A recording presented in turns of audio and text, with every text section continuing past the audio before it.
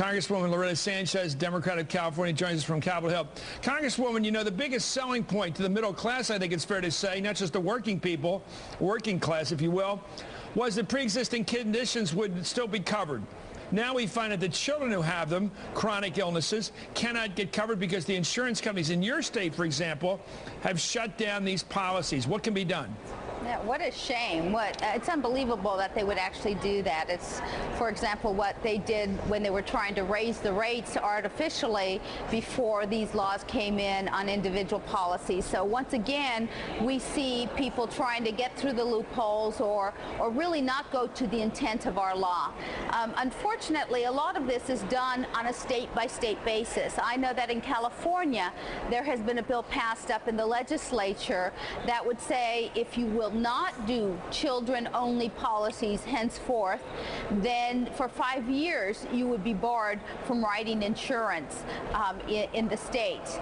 And so I don't know whether Governor Schwarzenegger will sign that, but that's certainly something that Californians have out there. And I think the bigger thing is, you know, the address of, yes, we could come back to the Congress and we could try to fix or amend this law in that way. But you all know that we're in the middle of election, so that's not going to get done. So then what is the redress? What is it that we can do? So obviously one of those things is when we do set up these exchanges in 3 years, we're going to get to choose. We're going to have a commission that's going to get to choose what policies are put in there. Certainly I would call a company that is not writing children's insurance a bad faith company, and I would suggest they wouldn't be found in that new 30 to 40 million person market that we will create. So you could blackball companies, basically, that don't provide insurance for children with pre-existing conditions. You're saying you could fix it that way. Let's take a look at some of the facts. Let's look at the Congresswoman. Let's look at an estimated 80,000 California children currently without insurance, and as many as 500,000 nationwide would be affected by this. So there's a lot of kids out there who have, you know, obviously serious problems like leukemia and things like that, horrible diseases, won't get coverage.